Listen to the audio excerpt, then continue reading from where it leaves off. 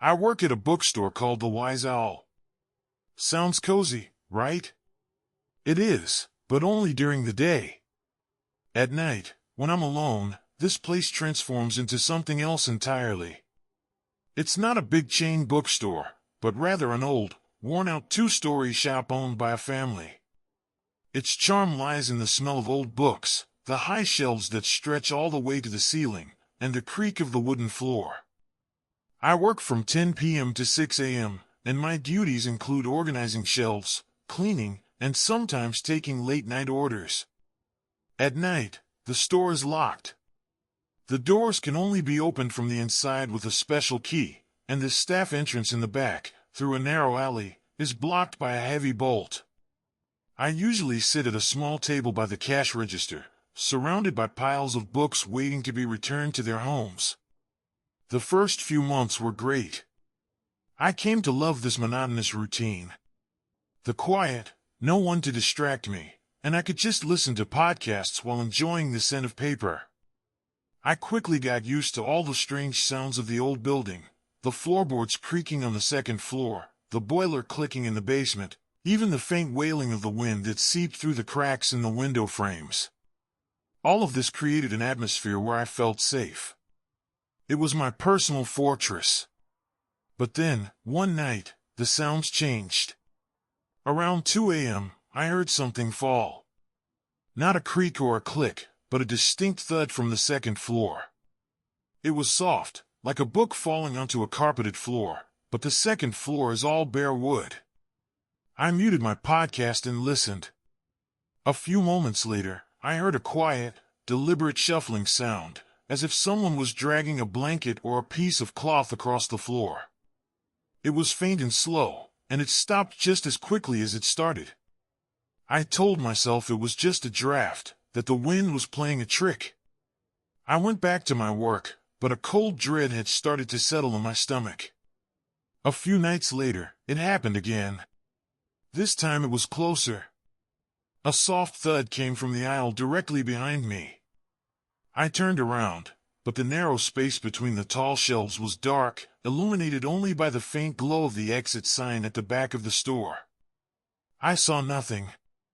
I got up, my heart pounding, and walked down the aisle, shining my phone's flashlight into the nooks and crannies. Nothing. The books were all neatly in place, and there wasn't a single object on the floor. I tried to convince myself I was just paranoid. After all, the doors were locked, and I was the only one with a key. That's when it started to get personal. I was working at the front desk around 3 a.m., and the store was dead silent. I was just about to take a break when I heard it, a soft, drawn-out whisper. It sounded like it was coming from the back of the store, where the second-floor staircase is. It was faint, barely audible, but I could make out 2 words. "He's here." I froze. My entire body went numb. I held my breath, listening, but there was nothing. No more whispers, no more footsteps. Just the silence of the bookstore. I grabbed a heavy bookend from the counter and crept toward the back of the store. The staircase was dark, the shadows long and distorted. I cautiously peeked around the corner, my phone's flashlight shaking in my hand. The stairs were empty. I took a deep, shaky breath and turned to go back to the front desk. But as I did, I saw it. Sitting on the bottom step was a single, used tea bag. It wasn't there 5 minutes ago. I had been back and forth to the storage room, and I knew for a fact that tea bags were kept in a locked cupboard in the back office. The tea bag was still slightly damp, as if someone had just used it. That's when I knew for sure I wasn't alone. Someone was in the store with me. And they had been for a while. My mind raced. How did they get in? The doors are locked. The back entrance is bolted. A window? But all the windows are high up and covered by metal grates. I was so panicked I couldn't think straight. I rushed to the back office, locked the door behind me, and slumped against it, my hands shaking. I was trapped. I pulled out my phone and tried calling my manager again, but it just went straight to voicemail. I could hear sounds coming from the main part of the store now. Not whispers, not shuffling. This time it was clear, purposeful movement. I heard a muffled thump, then another. It sounded like someone was going through the shelves. I grabbed a small, sharp letter opener from the desk, a pathetic weapon, but it was all I had. I was trapped. The back office had no windows. The only way out was through the main store. I peeked through the small crack in the door, trying to get a glimpse of what was happening. I saw nothing but shadows. The thumping stopped, and I heard a new sound, closer this time. A slow, rhythmic tapping. I listened intently, trying to figure out where it was coming from. It was coming from the back wall of the office, right behind me. Tap, tap, tap. My blood ran cold. The tapping wasn't coming from outside. It was coming from inside the wall. I stumbled forward, away from the door and the wall, my heart hammering against my ribs.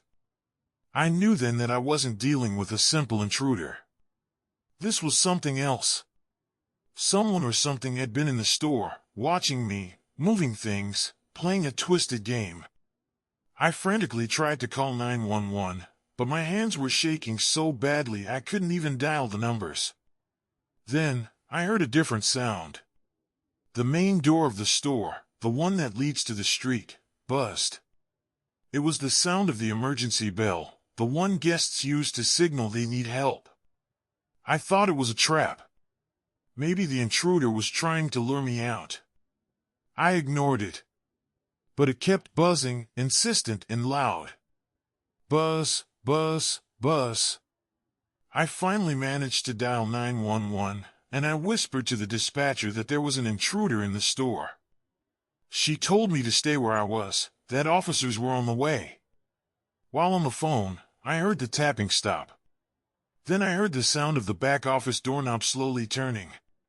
My blood ran cold, and I held the letter opener tighter. The police arrived about 10 minutes later.